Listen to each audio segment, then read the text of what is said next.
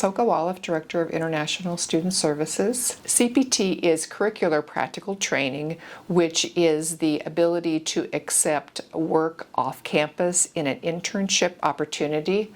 Whether the internship is paid or unpaid, a student should always apply for curricular practical training because it is a benefit that does not cost them anything to apply for, but is very important, especially if they in the future may be sponsored for a work visa. Students who have been in status for 9 months are eligible to apply for curricular practical training.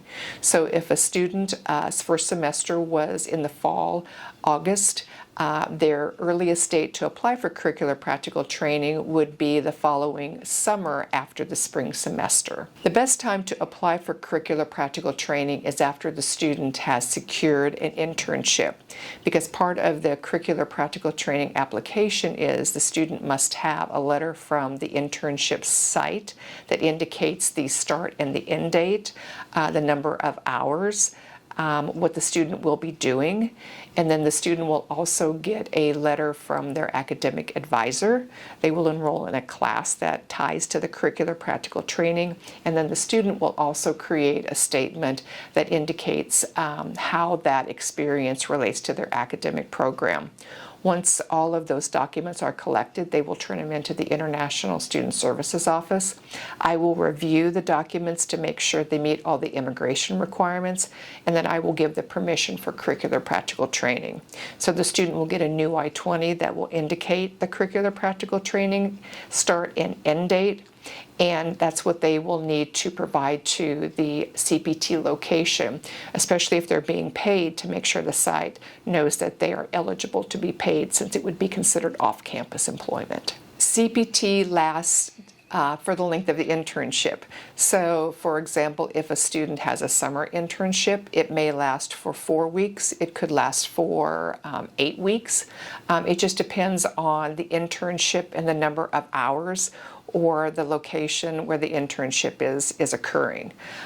If it's during the fall or the spring semester, again, it would be for the length of the semester, and all of that is based on the internship site. If a student were to accumulate 12 months of full-time curricular practical training over, let's say, 4 years of their undergraduate program, they would not be eligible for 12 months of optional practical training at the end of their program.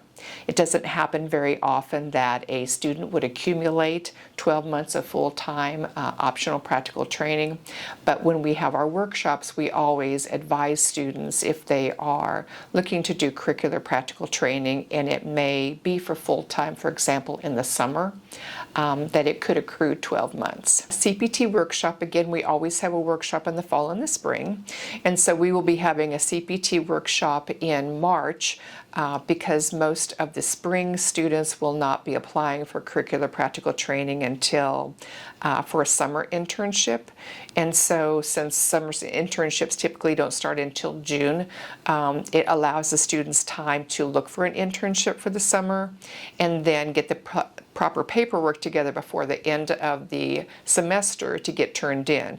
Typically, once I have a completed CPT application, it takes me maybe a day or two to process a CPT application and create the I-20 for the student to come and pick up.